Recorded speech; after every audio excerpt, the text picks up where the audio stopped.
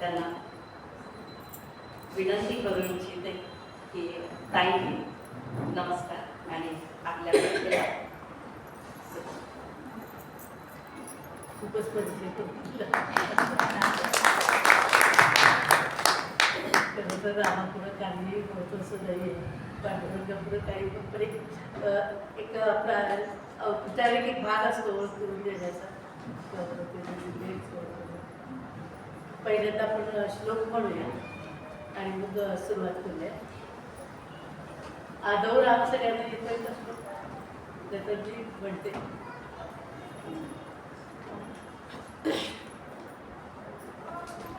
आदौ राम तपोवनाधिगमनं हत्वा मृगकाञ्चनं वैदेहीहरणं जटायुमरणं सुग्रीवसम्भाषणं वालीनिर्दलनं समुद्रतरणं लङ्कापुरीदाहनं पश्चात् रावणकुम्भकर्णवधनं एतद्धि रामायणं. एका श्लोकामध्ये सगळं रामायण आलेलं आहे. श्रीरामचंद्रा करुणा समुद्रा ध्यातो तुझी राजसयोग मुद्रा नेत्री नयने तुझ वीण निद्रा कैभेट श्रीवामनरा मनोजवं मारुततुल्यवेगं जितेन्द्रियं बुद्धिमतां वरिष्ठं वार्तात्मजं वानरयूथमुख्यं श्रीरामचन्द्रं शरणं प्रपद्ये. जय जय रघुवीर. आजपासून आपल्याला रामकथेला सुरुवात करायची आहे. बरीचशी रामकथा त्यांनी सांगितलीच, म्हणजे माझं काम हलकं केलं बरंचसं त्यांनी. साधारण बघा जर विचार केला तर त्रेतायुगातली रामकथा आहे, आज कलियुग चालू आहे. आणि मग असा प्रश्न पडतो की त्रेतायुगातली रामकथा आज कलियुगामध्ये काय उपयोगाची. पण बघितलं तर असं लक्षात येतं की रामकथा सगळ्यांना माहिती आहे. असं कुणी नाही येतं की रामकथा माहिती नाही. डिटेल्स फार तर माहिती नसते, पण सर्वसाधारण रामकथा सगळ्यांना माहिती असते. मग तरीसुद्धा गावोगावी हे रामनवमीचे उत्सव का साजरे केले जातात. मोठ्या शहरांमध्ये मांडणं देवळांमध्ये केले जातात, लहान गावांमध्ये मांडव घालून उत्सव साजरे केले जातात. तर हे का असं, जर रामकथा सगळ्यांना माहिती आहे आणि तरीसुद्धा दरवर्षी ही 8-9 दिवस रामकथा आयोजित केली जाते आणि आपण सगळेजण अत्यंत श्रद्धेने प्रेमाने ही कथा ऐकतो. मग असं विचार येतो मनामध्ये की हे कशासाठी आणि का.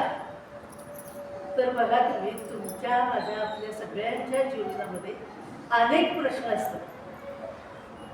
कुठं अन्याय होत असतो, सुखदुःखाचे प्रसंग असतात, खूप वेळेला राग अनावर होतो, मनाविरुद्ध कितीतरी घटना घडत असतात, काय करावं हे समजत नाही, नैराश्य येतं. हे तुमच्या माझ्या सगळ्यांच्या जीवनामध्ये घडणारे प्रसंग आहेत. वेगवेगळ्या प्रकारचे असतात, पण प्रसंग हे घडत असतात. आणि त्यावेळेला त्या वेळेला आपल्याला प्रश्न पडतो की ह्यातनं मार्ग कसा काढायचा. इतके सुखदुःखाचे प्रसंग येतात, अवघड प्रसंग येतात, आणि अशा वेळेला त्यातून मार्ग कसा काढायचा. आणि आपलं जीवन आता आपण प्रापंचिक जीवन तर आपल्याला सगळ्यांना जगायचंच आहे आणि प्रसंग तर येतायच, त्यातूनच आपल्याला मार्ग काढायचा आहे. मग प्रश्न पडतो की हे कसं शक्य होणार. तर त्यासाठी रामायण. रामांच्याकडे बघितल्यानंतर आता तरी सांगितलं तसं की रामांचं जीवन, मर्यादा पुरुषोत्तम राम त्यांच्या जीवनाकडे जर बघितलं तर मग असं लक्षात येतं की अरे आमच्यापुढे जे प्रश्न आहेत ते काहीच नाही. केवढे प्रश्न त्यांच्यापुढे होते. मग राम हे आमच्या दृष्टीने श्रद्धास्थान आहे. राम हे परमेश्वराचा, विष्णूंचा अवतार आहे. हे जरी खरं असलं आणि आम्ही श्रद्धास्थान म्हणून मानलेलं असलं तरी त्याच्याबरोबर हे पण आपण लक्षात ठेवायचं आहे की मनुष्य अवतार घेतल्यानंतर त्यांनी माणसासारखं जगून दाखवलेलं आहे. माणसाच्या जीवनामध्ये जे जे काही प्रसंग येतात त्या वेळेला कसं वागायला लागतं अत्यंत कठीण प्रसंगातून कसा मार्ग काढायचा हे त्यांनी जगून दाखवलेलं आहे. आदर्श असं व्यक्तिमत्व रामांचं आहे. आणि म्हणून आपल्या जीवनामध्ये ज्या ज्या वेळेला असे काही प्रसंग येतात त्याला कुणाकडे बघायचं? रामांकडे बघायचं. आदर्श पुत्र आहे, आदर्श पती आहे, आदर्श पुत्र आहेत, पती आहेत, आपला आदर्श बंधू आहेत, आदर्श मित्र आहेत, आदर्श राजा आहेत आणि आदर्श शत्रू सुद्धा आहेत. आता ज्या ज्या वेळेला हे रामायण सांगितलं जाईल त्या त्यावेळेला असं लक्षात येईल आपल्या की राम आदर्श शत्रू कसे आहेत आणि आदर्श मित्र पण कसे आहेत. मग आपल्याला असं म्हणायला गेलं तर तुम्हाला आम्हाला कधी आईची भूमिका बजावावी लागते, मुलीची भूमिका बजावायची आहे, सासूच्या भूमिकेमधले आहे, सुनेच्या भूमिकेमधलं आहे. अनेक भूमिका आम्हाला या प्रपंचामध्ये भूमिका बजवायच्या आहेत. आणि त्यावेळेला प्रश्न पडतो की आमच्या जीवनामध्ये जे जे काही प्रश्न येत आहेत त्याला कसं फेस करावं, कसं तोंड द्यावं. त्याच्यासाठी रामायण. जसं रामाला आठवायचं तरी तसं कौशल्या मातेला आठवावं, सुमित्रेला आठवावं. विचार करा त्या दोघींची अवस्था कशी आहे. दशरथाचं लक्ष सगळं कैकेयीकडे जास्त आहे, त्यांच्या वाटेला त्यामुळे दुर्लक्ष झालेलं आहे. तो एक भाग जरी सोडला तरी राम लक्ष्मण इतक्या लवकर त्यांना विश्वामित्र बरोबर घेऊन गेलेले आहेत. मगाशी त्यांनी सांगितलं तसं लहान वयामध्ये विश्वामित्रांच्या बरोबर त्याला पाठवलेलं आहे. पण तिथून परत आल्यानंतर लगेच 14 वर्ष वनवास. हा सगळा जर भाग बघितला तर त्या आई म्हणून आईच्या वाटेला किती दुःख आलं असेल विचार केला. पतिवियोग पण, पुत्रवियोग पण. त्यावेळेला ते कसं सहन केलं असेल. ज्या वेळेला आपल्या जीवनामध्ये काही प्रसंग येतात, काही प्रसंगाला तोंड द्यायला लागतं त्यावेळेला त्यांना आठवायचं. तसं 4-4 जणी ज्या सुना आहेत, बहिणी बहिणी आहेत. सीता आहे, उर्मिला आहे, मांडवी आहे आणि श्रुतिकीर्ती आहे.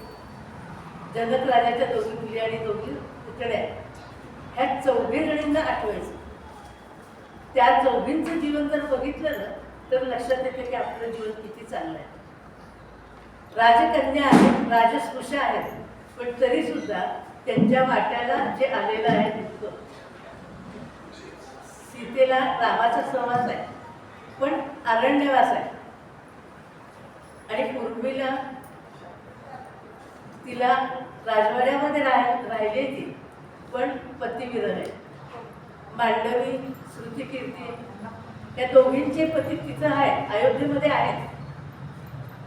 भरत आणि शत्रुघ्न दोघेही अयोध्येमध्ये आहेत पण त्यांनाही विरह आहे. भरत नंदीग्राममध्ये जाऊन राहिलेला आहे आणि तिथं तो जमिनीवर झोपतोय, कंदमुळं खातोय. त्यामुळे त्या दोघींनाही पतिविरह आहे. शत्रुघ्न सुद्धा असंच भरताच्या बरोबरच तिथं राहिलेलं आहे.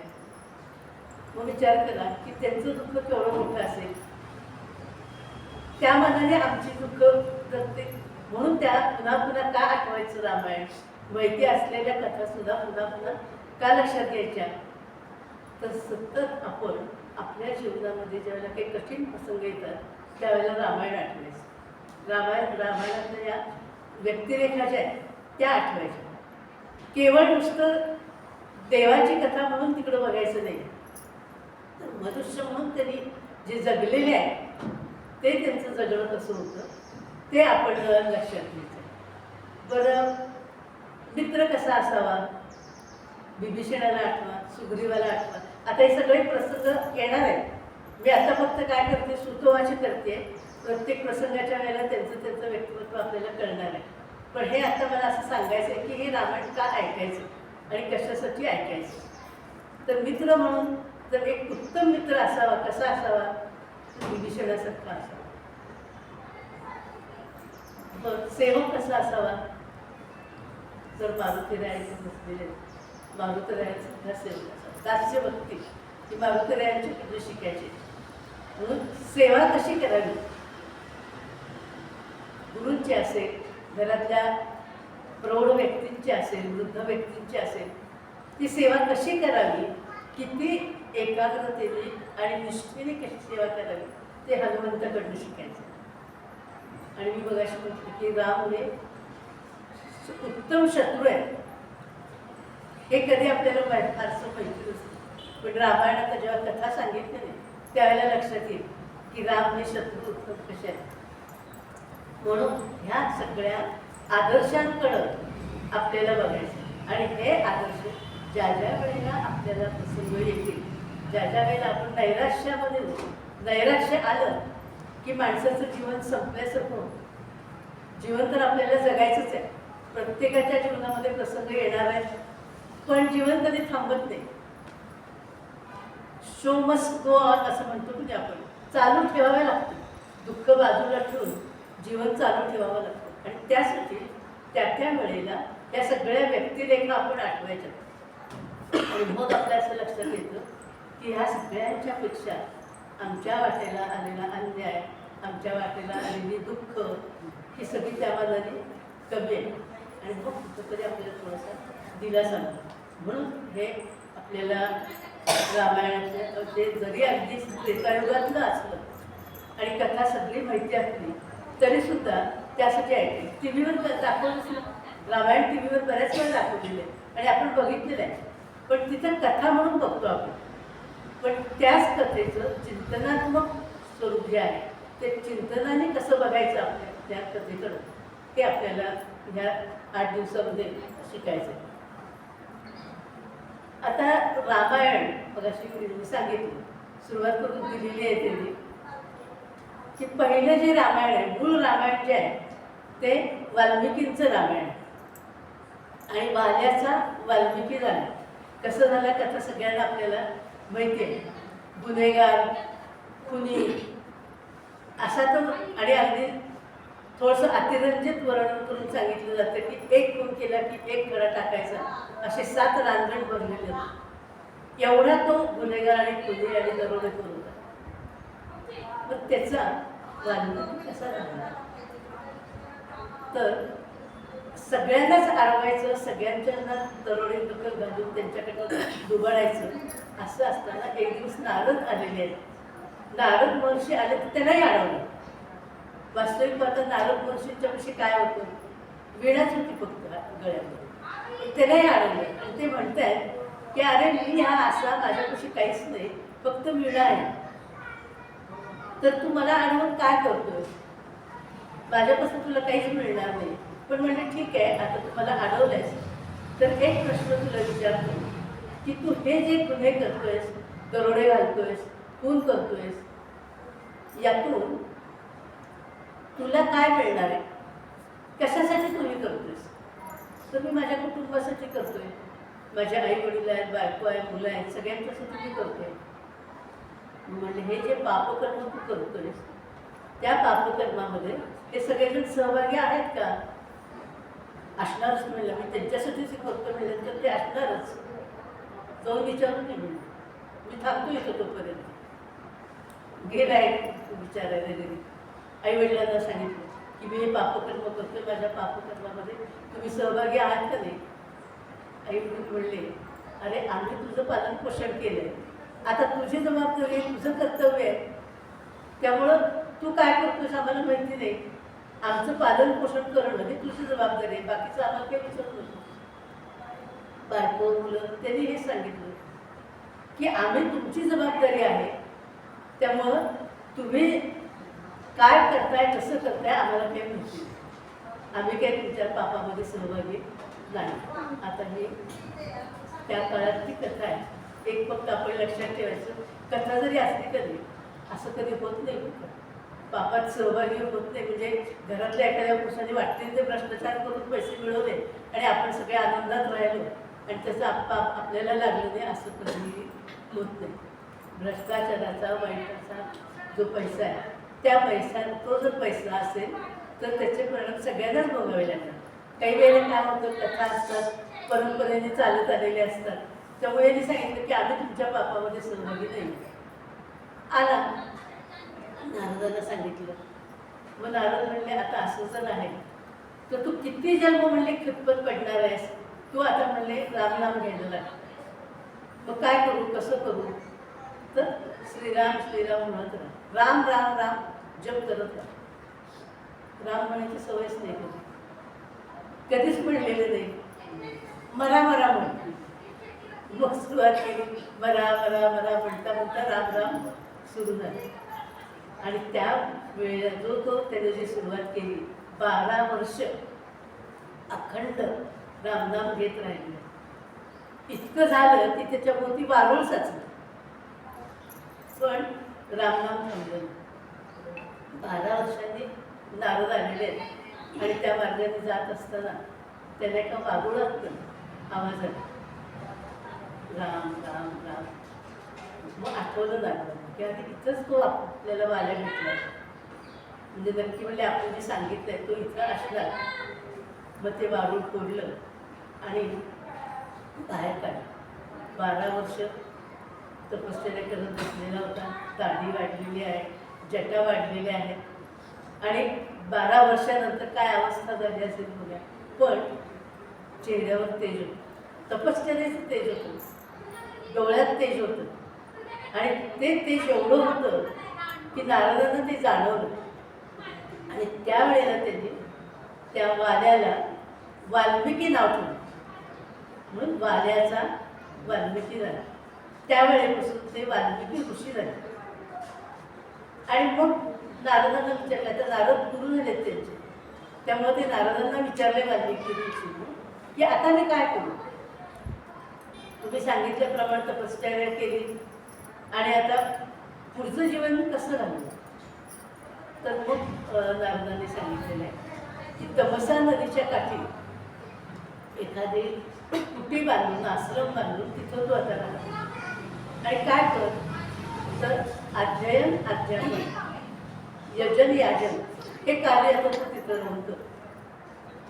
कारण आता ऋषी झाले म्हणल्यानंतर आता त्यांना बाकीचा प्रपंचाचा प्रश्नच नाही आहे की आश्रमामध्ये राहा, स्वतः अध्ययन कर आणि अध्यापनही कर तुझ्या हस्तगुरू, आणि लिखाण कर असं सांगितलेलं आहे.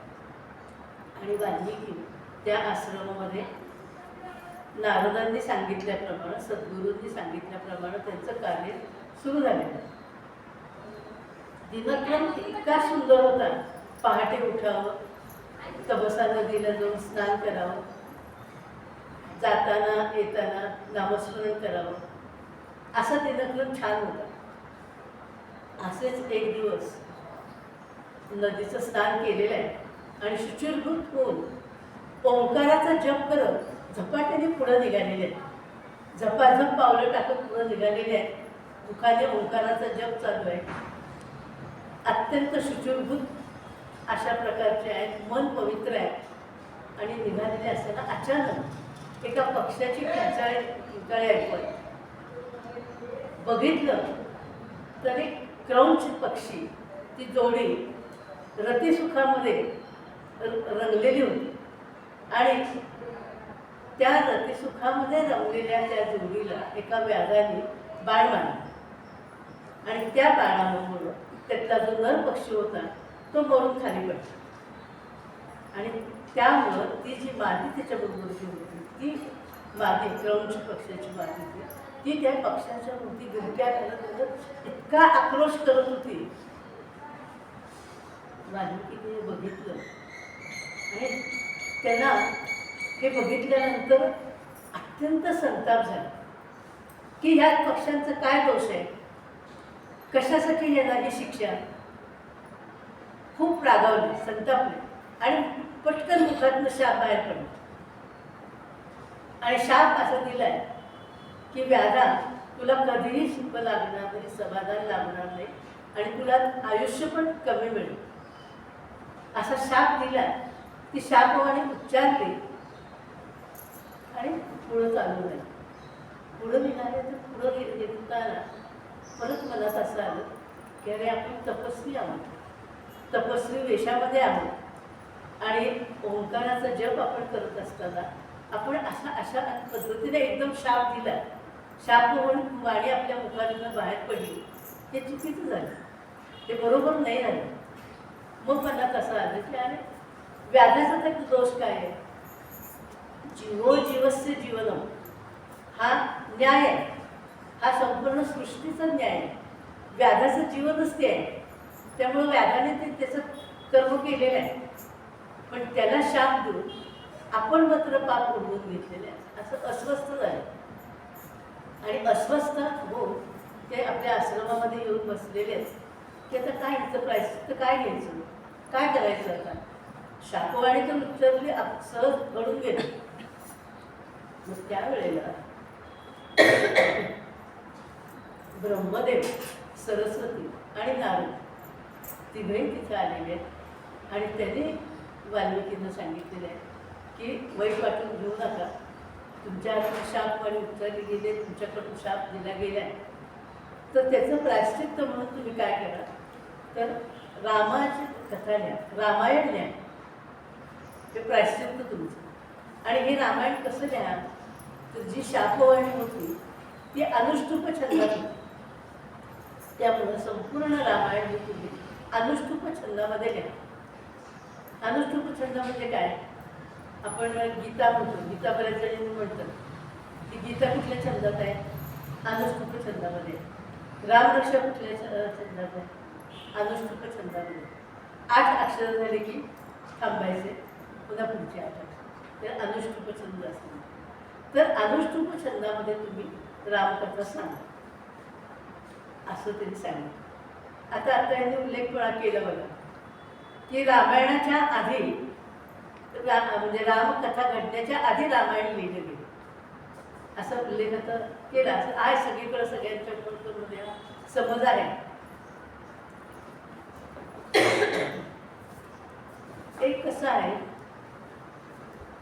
थोडा जर विचार केला म्हणजे काही वेळेला काय होतं सांगता ह्या आता त्रेतायुगातली कथा कालखंड इतका गेलेला असतो, त्याच्यातून थोडंसं काहीतरी बदल होत जातात.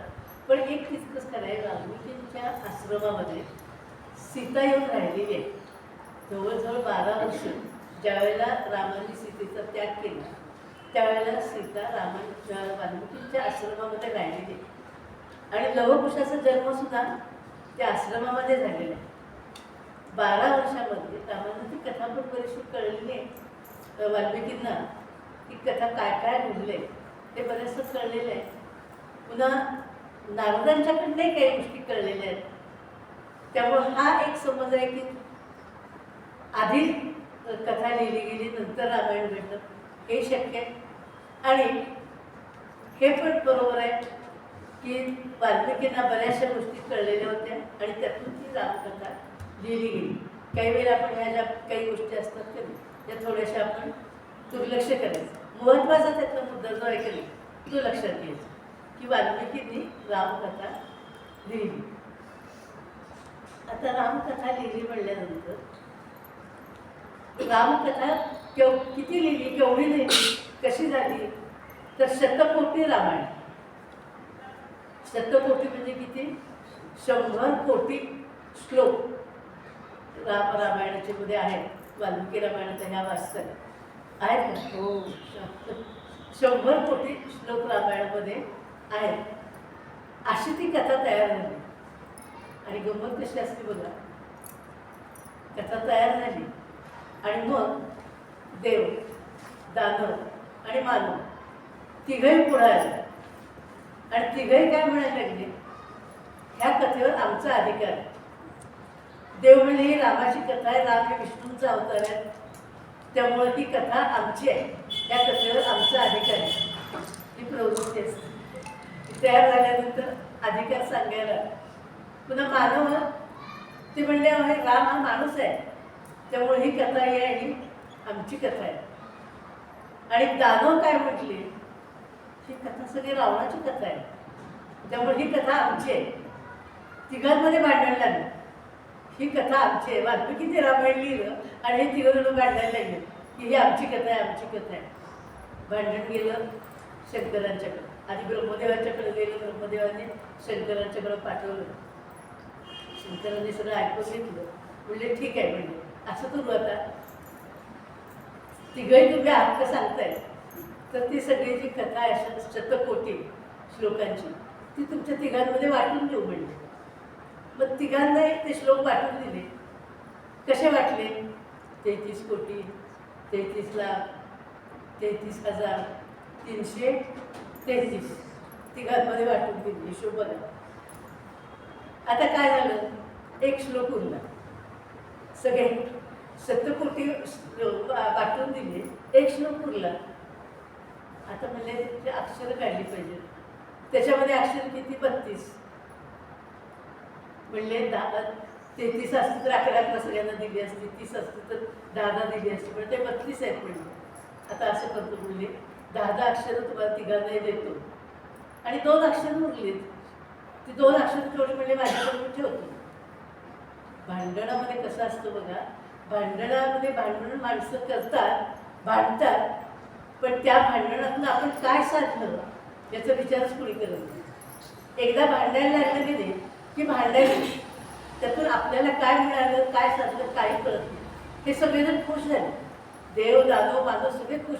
म्हणजे एवढं सगळं त्यांनी काम केलेलं आहे, एवढी वाटणी सगळी केलेली आहे. आता 2 तर अक्षरं उरली, देऊ देत म्हणजे त्याला. अगदी उदाहरणार्थ ती देऊन टाकली. पण 2 अक्षरं उरली होती. ती कुठली उरली होती? ती 2 अक्षरं होती राम. शेतकऱ्यांनी राम ही 2 अक्षरं आपल्याकडे ठेवली आणि बाकीच्या सगळ्यांना ते सगळं रामायण वाटून दिली. आता काय राहिलो आपल्याबरोबर? आपल्या रामच जर नसेल तर रामायणाला काही अर्थ नाही. राम खूप शतकोटी रामायण आहे, श्लोक आहे, पण त्यातला जर राम जर गेला, तसं आहे आपल्या जीवनामध्ये. जर रामच नसेल तर आपल्या जीवनाला काहीही अर्थ नाही. रामाशिवाय आपलं जीवन व्यर्थ आहे. आणि म्हणून हे रामायण वाचायचं. रामायण पुन्हा पुन्हा चिंतन का करायचं आहे?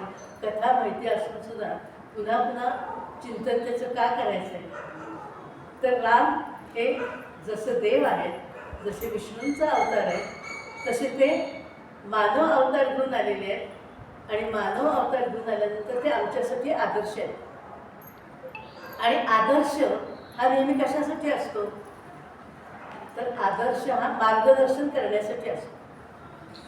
समुद्रामध्ये दीपस्तंभ असतो, आपल्याला सगळ्यांना माहिती आहे. तो दीपस्तंभ समुद्रामध्ये कशासाठी असतो? अथांग सागर पसरलेला असतो आणि त्या अथांग सागरामध्ये मार्ग कसा काढायचा हे कळत नाही. जहाजं असतील, बोटी असतील, मार्ग कसा काढायचा कळत नाही. मग त्यासाठी दीपस्तंभ आहे. दिशा दाखवणारे ते दीपस्तंभ आहे. ते दिशा दाखवण्याचं काम करतात. तसं रामायण हे दिशा दाखवण्याचं काम करतं. रामायणातली जी सगळी व्यक्तिरेखा आहेत त्या आपल्याला मार्ग दाखवण्याचं काम करतात. आणि म्हणून आपण पुन्हा पुन्हा माहिती असली तरी कथा परत परत वाचायचे, ऐकायचे आणि त्याच्यावर चिंतन करायचं. आणि आपल्या जीवनामध्ये राम ठसला पाहिजे. आपल्या जीवनामधून राम जाऊ द्यायचा नाही. अखंड आपल्या जीवनामध्ये राम असायला पाहिजे. पहाटे उठल्यापासून रात्री झोपेपर्यंत रामाला सोडायचं नाही. कसं राहायचं हे ज्याचं त्याने ठरवायचं. जप करा किंवा अनुसंधान साधा, कसंही कर, पण रामाला सोडायचं. आता हे मूळ वाल्मिकी रामायण झालं.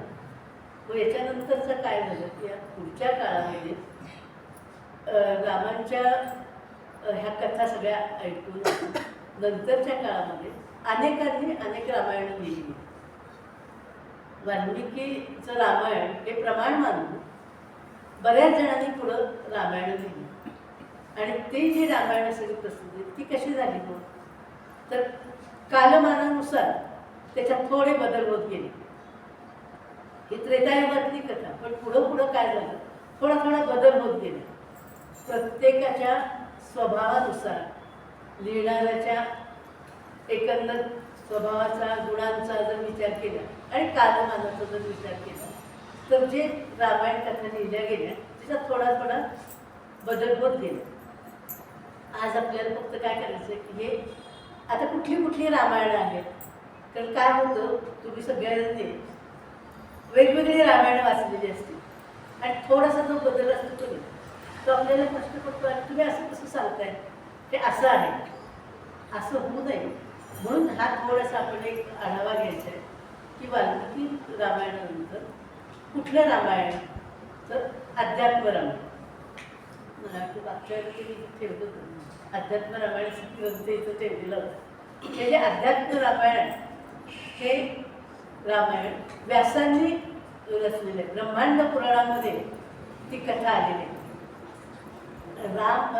शंकर आणि पार्वती यांच्यातला संवाद आहे आणि दोघांच्यातला संवाद हा रामकथेवरचाच आहे. ब्रह्मांड पुराणातली ही गोष्ट ती व्यासांनी त्याची रचना केलेली आहे, म्हणून त्याला अध्यात्म रामायण असं नाव दिलेलं. आता यामध्ये काय आलं, कथा कशी कथा आली बघा. शंकर आणि पार्वती यांच्यातला दोघांच्यातला संवाद आहे. पार्वती शंकरांना असं विचारते की तुम्ही सारखं ते राम राम राम असं म्हणत असताय, कारण शंकराने 2 अक्षर आपल्याकडे ठेवलेली असतात, त्यामुळे शंकरांची भक्ती रामावर आहे. ते सारखं राम, म्हणजे तुम्ही सारखं राम राम राम म्हणत असताय, असं काय त्या रामामध्ये आहे. आणि तसं म्हणायला गेलं तर तो राम काय म्हणाले, सीतेला पळवलं म्हणून झाडाला मिठी मारतोय, इकडे ह्याला विचार त्याला विचार, राम सीता कुठे सीता कुठे, अशाला तुम्ही ब्रह्म कसं म्हणताय. परब्रह्म परमात्मा म्हणून तुम्ही त्या रामाकडे बघताय. महादेवांना पार्वती विचारते की ब्रह्म म्हणून तुम्ही तिच्याकडे बघताय आणि तो असा कसा येतो कधी प्रश्न आपल्या मनात की असे कसे राम, सगळे एवढं सगळं जाणणार आहे आणि ते झाडाला मिठ्या मारताय, तिकडे तिकडे विचारताय. तसं पार्वतीने शंकरांना विचारलेलं आहे आणि शंकर समजून सांगताय की ते पत्नी प्रेम आहे. प्रपंचामध्ये प्रपंच बांधल्यानंतर प्रत्येकाने प्रत्येक पत्नीने आपल्या पत्नीवर तेवढं प्रेम करावं, हे रामांचं उदाहरण आहे. म्हणजे रामांवर आक्षेप घेतले जातात कधी सीतेचा त्याग केला, त्यावेळेला हे आठवलं की किती त्यांचं प्रेम होतं आपल्या पत्नीवर. शंकर समजावून सांगतात, पण पार्वतीला काही पटत नाही. आमची प्रतिनिधीच आहे त्यामुळं ते पार्वतीला पटत नाही. पार्वती म्हणते, बघतेच म्हणली मी, तुम्ही जे सांगते ते खरं आहे का बघते, खरंच खरंच तो ब्रह्म आहे का. मग पार्वतीने काय केलं, सीतेचा वेश घेतलेला, सीतामाई बनून त्या रामांच्या पुढे येऊन उभे राहिलेले. रामाने बघितलं, लक्ष्मण पण बरोबर आहे आणि रामाने बघितलं, पण मध्ये म्हणण्याचं जरा बाजूला जाऊन पुढे निघून गेले. लक्ष्मणाला खरंच वाटलं त्या सीताबाई आहेत म्हणून, आणि लक्ष्मणाला असं वाटतं की राम असं का करतात, सीताबाई समोर आलेले असताना बाजूने का जात आहेत, म्हणून राम बाजूने निघून गेले. पण पुन्हा ह्या पार्वती आता सीताबाई मधून आलेल्या आहेत, त्या पुन्हा रामाच्या बरोबर समोर जाऊन उभ्या राहिलेल्या. आता एक नाईलाज झाला आणि मग राम विचारते, तू का आई, तू का आई म्हणजे काय, तू इथं का आई म्हटलेलं आहे. पार्वतीच्या लक्षात आली की आपल्याला जे ओळखलेलं आहे, आपण किती जरी वेश पाठवून आलो तरी आपल्याला त्यांनी रामाचे ओळखलेलं आहे. ते खरंच एक पत्नीव्रत जे आहे त्यांचा जो बाणा आहे तो अगदी खराय. म्हणजे तू काय आई, ते तुळजापूरला जी देवी आहे, आपण सगळेजण तुळजापूरची जी देवी म्हणतो ना, ती देवीतून हा प्रसंग जो घडला आहे तो तिथं जवळपास घडलेला आहे.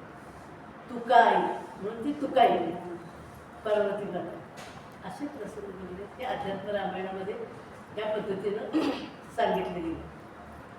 आता पुढचं रामायण दुसरं, तुळशीदासांचं रामायण, रामचरितमानस. बरेच जण ते पण वाचतात. तुळशीदासांचं रामायण रामचरितमानस हे अवधी भाषेमध्ये, अवधी भाषा, हिंदी पण थोडीशी तिकडच्या भागातली म्हणून ते अवधी भाषा, उत्तरेकडे. त्या अवधी भाषेमध्ये हे रामायण, तुळशीदासांचं जे रामायण आहे अत्यंत रसाळ, गोड आणि वाचायला अत्यंत छान असं रामायण.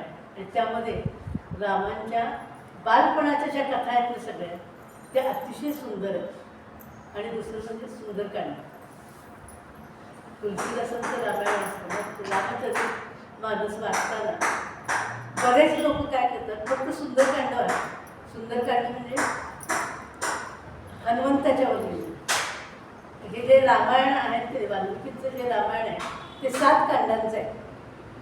जसं आपण अध्याय म्हणतो की नाही, ज्ञानेश्वरीमध्ये अध्याय किती आहे, गीतेमध्ये अध्याय किती आहे, तसं रामायण हे सप्तकांडात्मक आहे.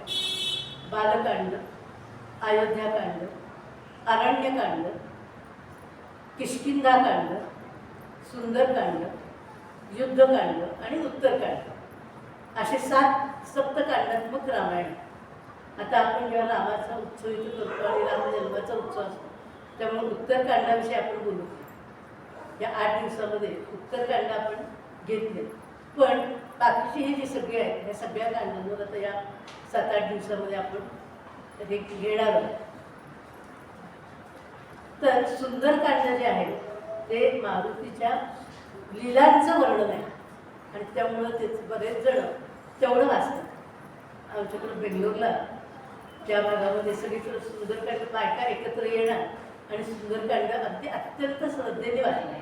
हनुमंताचं त्याच्यामध्ये वर्णन असल्यामुळं हनुमंताच्या लीला वाचायला सगळ्यांना आवडतं, त्यामुळे ते सगळं वाचलं जातं. तर हे सप्तकांडात्मक रामायण. पुढचं मी रामायण सांगत होते. एक वाल्मिकींचं रामायण सांगितलं, अध्यात्म रामायण सांगितलं, तुलसीदासांचं रामायण, त्याच्यानंतर श्रीधर कवींचं एक रामायण आणि एकनाथांचं रामायण. एकनाथांच्या रामायणाचे 2 खंड आहेत. भावाचं रामायण. कसं झालं, नाथांच्या काळामध्ये यावधी आक्रमण जास्त होतं आणि हिंदू धर्म आणि हिंदूंना एक प्रकारची भीती निर्माण झाली हे यावधी आक्रमणांनी. त्यामुळं त्या परिस्थितीचा परिणाम त्यांनी जे रामायण कथा लिहिली त्याच्यावर झालेलं आहे. भावाच्या रामायणामध्ये त्यांनी थोडंसं तत्त्वज्ञान पण आणलेलं. कसं तत्त्वज्ञान आणले बघा, म्हणजे जसं गीतेमध्ये तत्त्वज्ञान सांगितलं की नाही तसं भावाचं रामायण अतिशय रसाळ आणि नाथांचं आणखीन एक वैशिष्ट्य आहे, खूप विस्ताराने सांगायचं. ज्यांनी एकनाथी भागवत वाचला असेल त्यांना लक्षात आलं असेल, एकनाथी भागवत हा 12 स्कंदांवरच्या 11व्या स्कंदावरचं लिखाण आहे. एकनाथांनी 11व्या स्कंदावर जे भाषांतर केले, टीका केलेली आहे ते एकनाथी भागवत म्हणून ओळखले जाते. 31 अध्याय इतकं विस्ताराने सांगतात माऊली आणि एकनाथ महाराज दोघं अतिशय विस्ताराने सांगायचं. दृष्टांताला दृष्टांत, दृष्टांताला दृष्टांत असं सांगलं तरी पण गोड होतं सगळं. तर 2 मोठे मोठे खंड आहेत त्यांचे.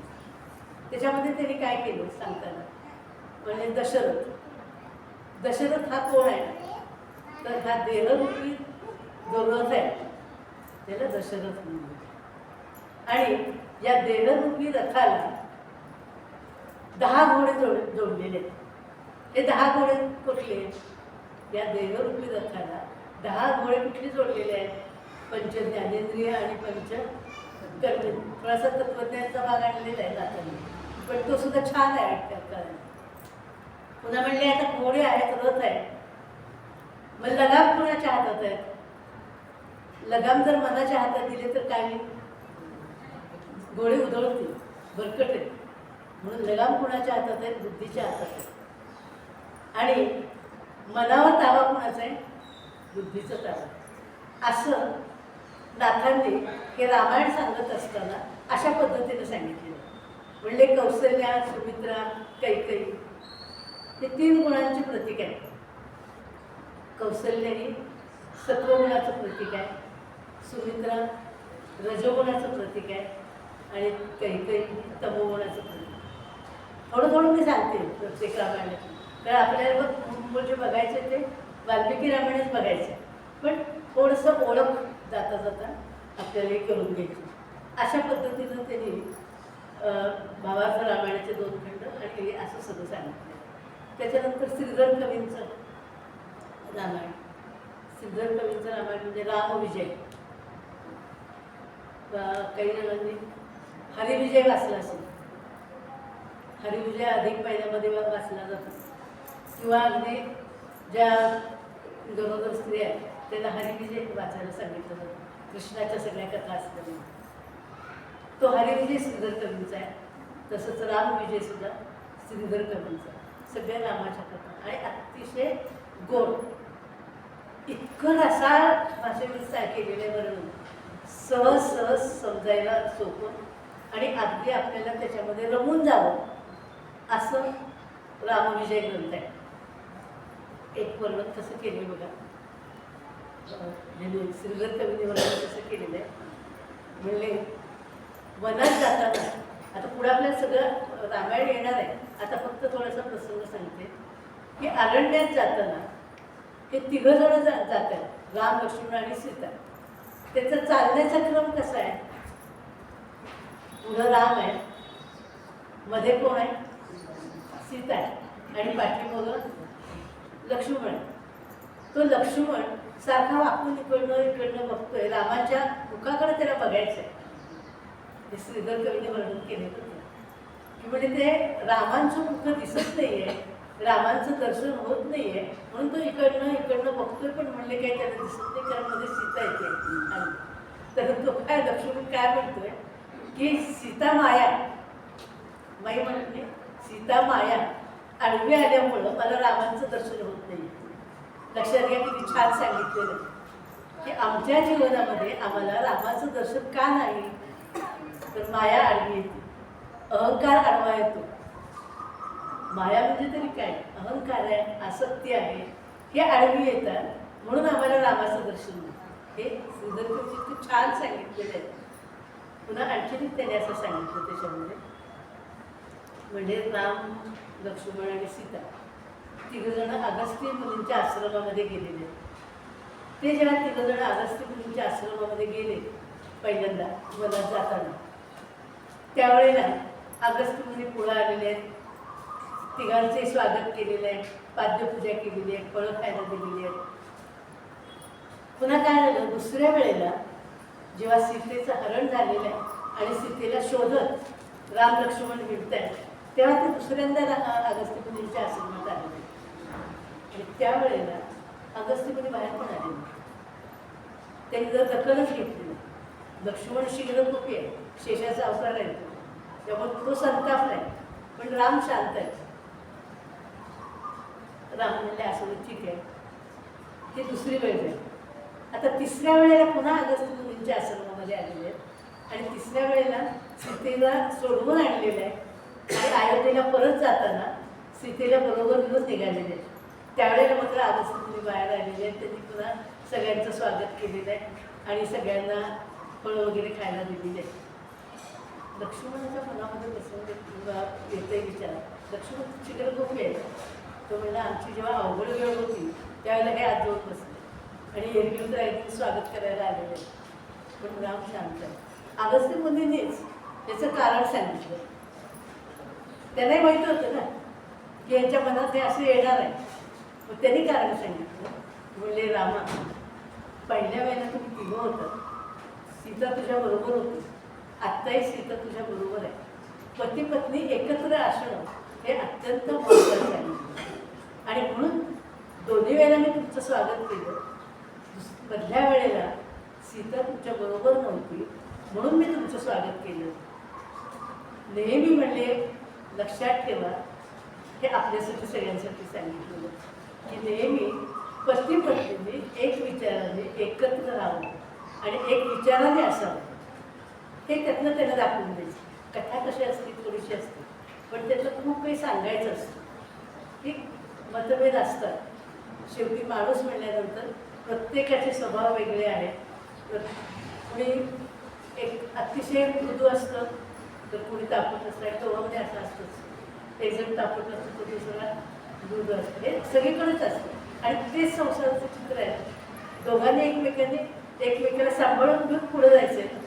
दोघंही मृदू असतील तरी नीट होणार नाही संसार, दोघंही तापट असतील तरी संसार होणार नाही. हे अगस्त्य मुनींनी जाता सुचवून दिलेले आणि अगस्त्य मुनींनी सुचवलं ते कुणी सुचवलंय, श्रीधर कवींनी त्यांच्या रामायणामध्ये सुचवले. म्हणून ती जी सगळी रामायण आहेत ना वेगवेगळी, ती त्यासाठी आपण वाचायची. की थोडासा फरक असतो, बदल असतो, पण त्यातनं खूप काही शिकायला मिळतं. याच्या व्यतिरिक्त समर्थांचं रामायण आहे. राष्ट्रभक्ती जागृत करणारं हे समर्थांचं रामायण आहे. अद्भुत रामायण आहे, आनंद रामायण आहे, सातवळेकर गुरूंचं रामायण, अशी अनेक रामायण आहेत आणि वेगवेगळ्या ठिकाणी वेगवेगळ्या लोकांना ही रामायणं वाचली जातात. अशा प्रकारे ही रामायणाच्या हे आपण बघितलं. आता आपल्याला थोडंसं असं बघायचं आहे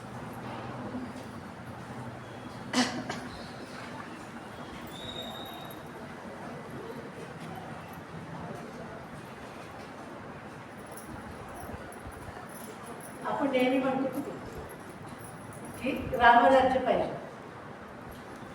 शिवाजीच्या काळामध्ये, छत्रपती शिवाजी राजांच्या काळामध्ये रामराज्य होतं. का रामराज्य झालं? तर शिवाजीला लहानपणापासून जिजाबाईंनी जे संस्कार केले होते ते रामायण कथेचे संस्कार होते, रामकथेचे संस्कार होते. आणि त्यामुळं शिवाजींच्या संपूर्ण राजांची जी घडण झाली ती रामायण आणि महाभारत या कथा ऐकल्यामुळे झाली. त्यामुळं हे राज्य व्हावे ही श्रींची इच्छा, हे ब्रीद होतं छत्रपतीने आणि ते रामराज्य त्या काळामध्ये झालं. आज आपण नुसतं म्हणतो रामराज्य व्हायला पाहिजे, रामराज्य व्हायला पाहिजे. रामराज्य नेमकं कसं होतं आणि नेमकं काय होतं रामराज्य म्हणजे, ते थोडंसं आपण आता बघूया आणि आपल्याला मग नंतर पुढच्या मुख्य कथेकडे जायचं की काय अवस्था होती त्यावेळेला रामराज्यामध्ये, नेमकं काय होतं, का रामराज्य रामराज्य असं सारखं म्हटलं जातं. तर दशरथ राजा हा सम्राट होता आणि अनेक मांडलिक राजे हे त्याच्या हाताखाली होते. म्हणजे जवळपासचे सगळे जे राजे होते, सगळी जी राज्य होती ती त्याची हाताखालची मांडलिक राज्य होती. म्हणजे राजाची सत्ता, दशरथ राजाची सत्ता ही ते सगळेजण मानत होते, त्यांच्या विरोधात जात नव्हते. आणि असं यज्ञ करून ते केलं जायचं, राजसूय यज्ञ करून आपली सत्ता प्रस्थापित केली जायची. आणि अशा तऱ्हेने तो सार्वभौम राजा असं म्हणून तो सगळीकडं मिरवला जायचा, म्हणजे त्याची सत्ता सगळीकडे असायची. तर त्या काळामध्ये असा जो सार्वभौम राजा आहे त्या सार्वभौम राजाची सत्ता सगळ्यांच्यावर आहे हे सिद्ध करण्यासाठी काय व्हायचं, तर एकदा हा सार्वभौम राजा सगळ्या मांडलिक राजांना समोर बोलवायचा. दरबारामध्ये सगळेजण यायचे आणि सगळे मांडलिक राजे दरबारामध्ये आल्यानंतर दशरथ राजा म्हणजे सार्वभौम राजा त्यांनी काय करायचं, तर हातात एक दंड असायचा, चांदीचा दंड असायचा. तो 3 वेळा उंच उभारायचा, 3 वेळा तो दंड असा उभारायचा आणि 3 वेळा म्हणायचं अदंडेवसी अदंडेवसी अदंडेवसी. म्हणजे काय, तर मी सार्वभौम राजा आहे आणि मला कोणीही दंड करू शकत नाही. आणि मांडलिक राजे जे सगळे बसलेले असायचे त्याने मान हलवायचे, म्हणजे तुमची सत्ता आम्ही मान्य केली. आता असं जे वेळेला होतं त्याला काय होईल, ज्यावेळेला राजा असं म्हणतो की मला कुणीही दंड करू शकत नाही, मला कुणीही शिक्षा करू शकत नाही, त्यावेळेला परिस्थिती काय होईल की राजा कसा होईल, जुलमी होईल, सत्तेवर जुलूम करेल, प्रजेवर जुलूम करेल. मग असं प्रजेवर जुलूम करणारा राजा होऊ नये म्हणून एक व्यवस्था होती. ज्या वेळेला राजा असा अदंडवसी म्हणून 3 वेळा दंड उचलून सांगायचा मला कुणीही दंड करू शकत नाही आणि मांडलिक राजे ते मान्य करायचे, त्यावेळेला कुलगुरू जे असतील ते कुलगुरू उठून उभे राहायचे आणि त्यांच्या हातात एक दंड होता, चांदीचा असा दंड घेतलेला असायचा आणि तो दंड उचलून ते सांगायचे धर्मदंडेवसी धर्मदंडेवसी धर्मदंडेवसी. 3 वेळा ते म्हणायचे धर्मदंडेवसी. धर्मदंडेवसी म्हणजे काय, तुला धर्मदंड करू शकतो, तुला धर्म शिक्षा करू शकतो. किती महत्त्वाचं आहे बघा हे, की सार्वभौम राजा आहे तो सांगतोय मला कोणी दंड करू शकत नाही, पण कुलगुरू ते सांगतायत की तुला दंड आम्ही करू शकतो. आणि त्यामुळं राजावर सत्ता कुणाची होती? कुलगुरूंची होती. त्यामुळं राजे, त्या काळचे राजे हे अत्यंत जबाबदारीने वागणारे होते, प्रजेचं हित करणारे होते. आणि प्रजा कशी होती? प्रजा सुद्धा स्वधर्म पालन करणारी होती. असं नव्हतं की जरा काही झालं की तक्रार, जरा काही झालं की सत्ताधाऱ्यांच्या विरुद्ध तक्रार, असं नव्हतं. प्रजा स्वधर्म पाळणारी होती. प्रजा ही तदक्ष असा राजा होता. आणि त्यामुळं ते रामराज्य होते. प्रजाही तशी होती आणि राजाही तसा होता, म्हणून ते रामराज्य होते. म्हणून आपण जे एक उद्दिष्ट ठेवलेलं आहे की रामकथा बघताना आपल्याला काय लक्षात घ्यायचं आहे, तर नुसतं कथा म्हणून ऐकायची नाही, तर आपल्या पण काही जबाबदाऱ्या आहेत. प्रत्येकाच्या समाजामध्ये प्रत्येकाच्या काही जबाबदाऱ्या आहेत. अगदी असं जर विचार करूया की जसं राज्यामध्ये रामराज्य पाहिजे, घरात सुद्धा पाहिजे. जे काय 4-5 माणसांचं कुटुंब असेल तर तिथं सुद्धा जर एकत्र सगळेजण एकमेकाशी जोडलेले असतील, निस्वार्थपणाने एकमेकांशी त्यागवृत्तीने जर वागत असतील, तर ते सुद्धा रामराज्यच केलं त्या कुटुंबापुरतं. ते जर कुटुंब अशा पद्धतीनं जर एकमेकांच्यासाठी निस्वार्थपणाने जर वागत असेल, एकमेकाच्या अडचणी लक्षात घेऊन वागत असेल, मग त्याच्या जुनी पिढी असेल, नवीन पिढी असेल, तिसरी पिढी असेल, 3 पिढ्या एकत्र राहत असतील, पण तिन्ही पिढ्या जर एकमेकांना सांभाळून घेत असतील, एकमेकांच्या अडचणी लक्षात घेऊन वागत असतील आणि त्यागाने वागत असतील, तर ते कुटुंब म्हणजे कसं होईल? ते सुद्धा रामराज्यच होईल. आणि अशी कुटुंब जी एकत्र आली तर तो समाजही तसाच आदर्श समाज होईल. आणि अशा आदर्श समाजाचं राज्य हे कसं असेल? आदर्श राज्य असेल. आपल्याला रामायण श्रव असताना, रामकथा वाचताना, रामकथा बघताना हे शिकायचं की आपल्याला त्यातून काय घ्यायचं आहे. नुसती कथा बघायची नाही, कथा सगळ्यांनाच मिळते, पण त्यातनं काय शिकायचं हे आपल्याला शिकायचं. आता पुढचा मुद्दा घ्यायचा तो पंचकृतीचा पाडवा आहे, गुढीपाडवा आहे. सगळ्यांना गुढीपाडव्याच्या शुभेच्छा द्यायच्या राहिलेल्याच. सगळ्यांना नवीन वर्षाच्या गुढीपाडव्याच्या शुभेच्छा. आणि आता पाडव्याचं सण म्हणून जर मला गाणं म्हणणार, विजय पताका कोण म्हणणार आहे का? विजय पताका श्री म्हणून येते ना, ते विजय पताका कोण? तुम्ही म्हणणार या ना.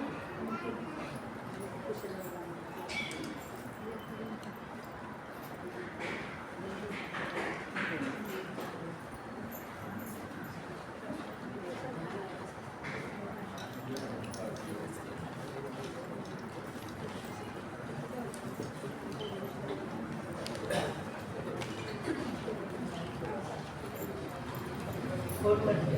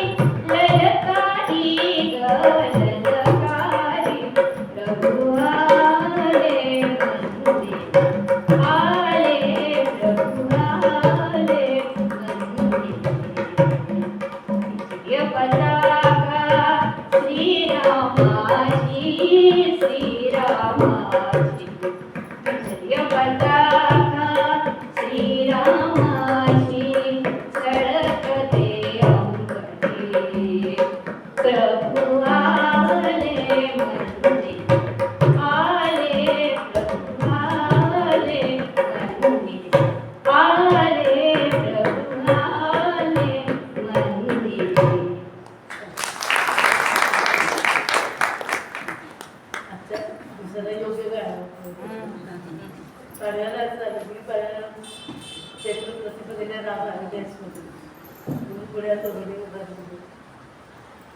आता एक आणखी एक मुद्दा थोडासा सांगायचा असा की रामकथा ज्यावेळेला चाललेली असते, जिथं रामकथा चाललेली आहे तिथं हनुमंत नेहमी असतात, सूक्ष्म रूपाने हनुमंत असतात.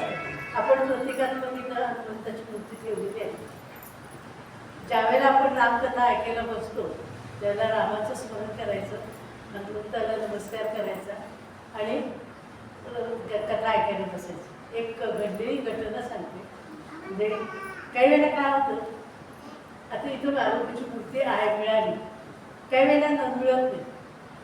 एक काही वर्षापूर्वीची गोष्ट आहे, जी कराडमध्ये घडलेली गोष्ट आहे की आम्ही सगळ्याजणी अशा या त्या दिवसामध्ये रामायण वाचत होतो, भावाचं रामायण वाचत होतो. आणि जिथं वाचत होतो तो जो हॉल होता तिथं सकाळच्या वेळेला क्लासेस चालायचे. तो पूर्वीच्या काळी एक मोठा स्टँड असायचा आणि त्याच्यावर फळा ठेवलेला असायचा, जाड मोठा फळा. तो असा फळा इथे ठेवलेला होता. अशा समोर बसलं, केवढा मोठा हॉल होता, छोटा हॉल होता. आम्ही अशा सगळ्याजणी बसलेले असायचो. आणि मारुतीची मूर्ती नव्हती, एका पाटावर सुपारीचा गणपती करून तो फूल हळद अक्षदा फूल लावून पूजा करून तो ठेवलेला होता. तो हनुमंत होता. आता आम्ही सगळ्याजणी बसलेले, एक जण अशा थोड्या चिकित्सक होत्या आणि त्यांच्या मनामध्ये असा विचार आला की खरंच हनुमंत येत असतील का कथा ऐकायला. आधी एक व्हॉट्सअपवर एक ते फिरते बघा नेहमी. तर अशी मी सांगते ही घडलेली गोष्ट आहे की त्या बाईंच्या मनात असं आलं की खरंच हनुमंत येत असतील का. काही नुसती अंधश्रद्धा आहे. हेच दिवस आहेत, वादळ वाऱ्याचे दिवस आहेत आणि संध्याकाळचीच वेळ अशी आम्ही 5 नंतर मग वाचायला बसलेलो होतो. सगळ्यांनी वाचायला बसले, रंगात आल्या वाचत एकदम वादळ सुटलं आणि असाच तिथं दरवाजा होता, तिथंच तो स्टँड ठेवलेला होता. आम्ही अशा सगळेजण बसलेलो होतो आणि एकदम वाऱ्याचा झोप एकदम आला आणि त्या वाऱ्याच्या झोपाने पावटळीने तो जो स्टँड होता तो हल्ला. तो हल्ल्याबरोबर त्याच्यावरचा जो फळा होता तो एकदम पडला आणि जड फळा होता तो.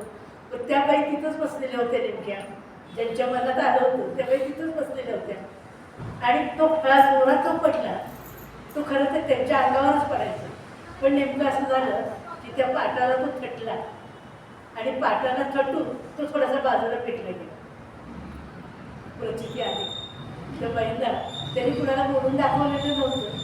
नंतर त्यांनी सांगितलं की माझ्या मनात असं आलं की खरंच हनुमंत येत असतील का.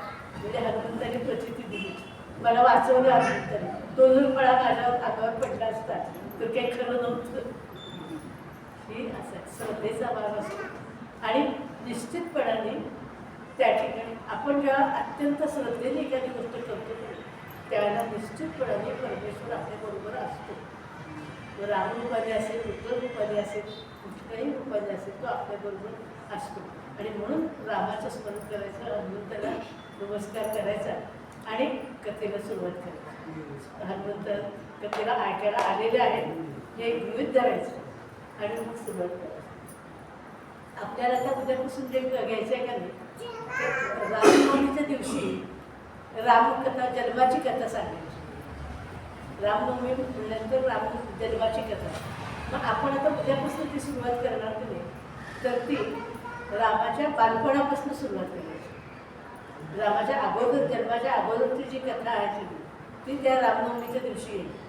यज्ञ वगैरे जे आहे आणि पायस वगैरे एक कथा माहिती सगळ्यांना सांगते ती त्या दिवशी येईल, रामनवमीच्या दिवशी. मग उद्या आपण रामाच्या बालपणापासून सुरुवात करायची. आज एकच भाग सांगणार आहे आणि थांबणार आहे. पहिला दिवस आहे रामायणामधल्या काय काय आक्षेप काय घेतले जातात. त्रेतायुगातलं रामायण आपण पुन्हा पुन्हा ऐकतोय आणि तरीसुद्धा रामायणातल्या या कथेवर काय आक्षेप घेतले जातात तेवढं फक्त सांगायचं आहे. कशासाठी सांगायचं आहे, आपण सगळेजण श्रद्धावंत आहोत आणि आपण कुणीही आक्षेप घेत नाही. पण आक्षेप घेणारे लोक बाहेर आहेत नाही. तर आपण सगळेजण जेव्हा ऐकतोय तेव्हा आपलं हे काम आहे की कुणी जर आक्षेप घेत असतील, कुणी जर काही म्हणत असतील तर आपण त्याच्यात पडून काढायचं. आणि दुसरी गोष्ट अशी आहे की आपण ज्या कथा ऐकतोय की त्या कथा आपण नुसत्या आपल्यापुरते ठेवायच्या नाही. त्यातलं जे चिंतनाचा भाग आहे ती कथा आणि चिंतन हे आपण आपल्या मुलांपर्यंत आपल्या नातवंडांपर्यंत पोचवायचे. कारण मगाशी जसं मी म्हटले की आपल्यापुढं अनेक प्रश्न असतात. हे प्रश्न जर सोडवायचे असतील कधी तर आपल्याला कुटुंब घडवायचे. आणि त्याच्यासाठी इथं जे आलेले आहेत त्यांची जबाबदारी ही आहे की हे आम्ही आमच्या मुलांपर्यंत नातवंडांपर्यंत पोचवायचे. कसं पोचवायचं? आपण काय म्हणतो नवीन पिढी कुठं ऐकते, नवीन पिढी ऐकत नाही, ते त्यांच्या नादात असतात. पण तसं नाही, त्यांच्या भाषेत त्यांना सांगायचं, त्यांना पटेल अशा पद्धतीनं सांगायचं. पण त्यांना सांगायचं आपल्याला समाज घडवायचा आहे, कुटुंब घडवायचे. आणि हे काम आपणच सगळ्यांनी करायचं. रामकथा ऐकणाऱ्यांनी आपण हे काम करायचे. आपल्या घराला कुटुंबाला सगळ्यांना मिळून हे सांगून रामकथा पुढं द्यायची. आणि रामावरचा जो विश्वास आहे, कारण काय होतं ज्यांनी फारसं काही वाचलेलं नाही, म्हणजे थोडंसं आता मगाशी म्हटलं तसं अंधश्रद्धा असेल असं जे मनात आलं तरी तसं बऱ्याच जणांचं असतं. काही ना काहीतरी हे असतं की सीतेवर अन्याय झाला, रामाने सीतेवर सरसकट सगळेजण काय अगदी सुशिक्षित असू सगळे रामाने सीतेवर अन्याय केले. हा पहिला आरोप आहे, त्यावेळेपासून होत गेलेला. पण एक आपण लक्षात घ्यायचंय, सीता असं म्हणलेली नाहीये. बाकीचे लोक म्हणतात की सीतेने खरं म्हणजे अगदी दिव्य केलेलं होतं, मग ती बरोबर असताना तिला जे बाहेर पाठवून दिलं, तिचा त्याग केला, हे योग्य केलं त्या रामाने. पण ज्या वेळेला तिचा त्याग केलेला, कारण आपल्याला उत्तर रामायण मला घ्यायचं नाही, ज्या वेळेला सीतेचा त्याग रामांनी केलेला आहे त्यावेळेला सीतेने लक्ष्मणापाशी निरोप पाठवलेला. तिने काय सांगितलंय की तुम्ही माझा त्याग का केला, तर तुम्ही राजा म्हणून तुमचं जे कर्तव्य आहे ते तुम्ही जास्त महत्त्वाचं मानलं. म्हणजे प्रजानुरंजनासाठी म्हणून तुम्ही माझा त्याग केलेला. तर मला माहिती आहे माझ्यावर तुमचं प्रेम आहे, पण राजा म्हणून तुमचं कर्तव्य जे आहे ते तुम्ही मानलेलं आहे. तर आता तुम्ही शोक करत बसू नका. हे सीतेने निरोप दिलेला आहे. सीता असं म्हणलेली आहे माझ्यावर अन्याय झाला आहे म्हणून, उलट तिनं निरोप दिलेला आहे की आता शोक करत बसू नका आणि प्रजेसाठी जे तुमचं महत्त्वाचं राजा म्हणून जे कर्तव्य आहे ते तुम्ही पार पाडा. लक्ष्मण जेव्हा सीतेला सोडून परत आलाय त्याला लक्ष्मणाने बघितलंय तर खरंच राम अशी निराश बसलेले, काहीच करत नाही. आणि मग लक्ष्मणाने सीतेचा निरोप सांगितलाय आणि रामाने मग आपल्या कामाला सुरुवात केली. हे लक्षात घेऊ. मग लक्षात ठेवायचे की राम का मिठी मारत होते जरा, त्यांचं प्रेम होतं, पण राजाचं कर्तव्य हे सगळ्यात जास्त महत्त्वाचं मानलेलं आहे म्हणून तो त्याग केला. असे काही आरोप वालीवर हा का घडला, ते वालीवर ज्याला प्रसंग येईल त्याला ते सांगेलच. पण रामायणामध्ये असे जे काही आक्षेप घेतले जातात ते आक्षेप आपण खोडून काढतो. कुणाचं आपण ऐकून घ्यायचं नाही. आता आपल्याला माहिती झालं तर आपण सांगायचं हे नाही असं आहे असं आहे. आणि आपल्या सगळ्या कुटुंबाला आपल्या जवळपास लोकांना जितकं आपल्याला कार्य करता येतं नाही तितकं हे आपण करायचं. आपल्या घरामध्ये रामराज्य यायला पाहिजे, आपल्या कुटुंबामध्ये रामराज्य यायला पाहिजे, आपल्या समाजामध्ये रामराज्य यायला पाहिजे आणि आपल्या देशामध्ये रामराज्य यायला पाहिजे. सगळ्यांची जबाबदारी आहे. कितीतरी सामाजिक गोष्टी अशा असतात की त्या आपण दुर्लक्षच करत असतो. रामाच्या काळामध्ये प्रजा अशी नव्हती, कर्तव्यदक्ष प्रजा होती. तसं कर्तव्यदक्ष आपणही बनायचंय आणि आपल्या बरोबरच्या लोकांना सुद्धा सांगायचं. आज आता आपण थांबूया, उद्यापासून काढलं म्हणजे रामांचं बालपण आणि पुढची कथा अशी आपण पुढे घेऊ. जय जय रघुवीर. आणखी एक सांगायचं, दरवर्षी इथं रामकथा आयोजित केली जाते. तुकाराम देवीचा कार्यक्रम आयोजित केला जातो. रामकथेचा, कृष्णाष्टमीचा असे बरेच वर्षभरामध्ये उपक्रम राबवले जातात. आणि अत्यंत दक्षतेने आणि श्रद्धेने हे काळे दाम्पत्य आहे हे हा सगळा कार्यक्रम व्यवस्थित पार पाडत असतात. तुम्ही आता बघा हा संबंध सगळीकडे परिसरामध्ये एवढी स्वच्छता आहे आणि आता हे देऊळ नवीन झालेलं आहे, थोडं रिनोव्हेशन झालेलं आहे, त्यामुळे आणखी छान झालेलं आहे. हे सुद्धा आपलं थोडंसं एक कर्तव्य आहे की त्यांनी जे कार्य हाती घेतलेलं आहे त्यांना मदत करणारी माणसं आहेत, त्यांची एक टीम आहे. पण आपलं सुद्धा सगळ्यांचं असं एक काम आहे की जेवढं काही आपल्याला ते मदत करता येईल ती आपण मदत त्यांना करायची. कार्यक्रम व्यवस्थित पार पडण्याच्या दृष्टीने जी काही मदत आवश्यक असेल, शारीरिक असेल, आर्थिक असेल, जे काय असेल ते आपण करायचे आणि सहकार्य करायचं. पण ही रामकथा आपली सगळ्यांची आहे, आपण सगळेजण त्याच्यात सहभागी आहोत. त्यामुळे जेवढं आपल्याला करते छान काम जे चाललेलं आहे त्या कामाला नेहमी सहकार्य करायचं. गोपाळ जय जय मी तर सांगायची सवय निर्माण गोपाळ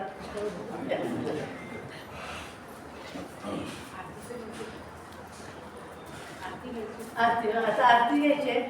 आरतीची काही थोडीशी मला वाटते कागद आहे. 3,000 आरत्या म्हणायच्या ना, 4 आरती. रामाची, हनुमंताची, कापूर आरती आणि विठ्ठलाची आरती. 4 आरत्या म्हणजे आधी विठ्ठलाची म्हणूया. आणि एक दोघींनी कुठे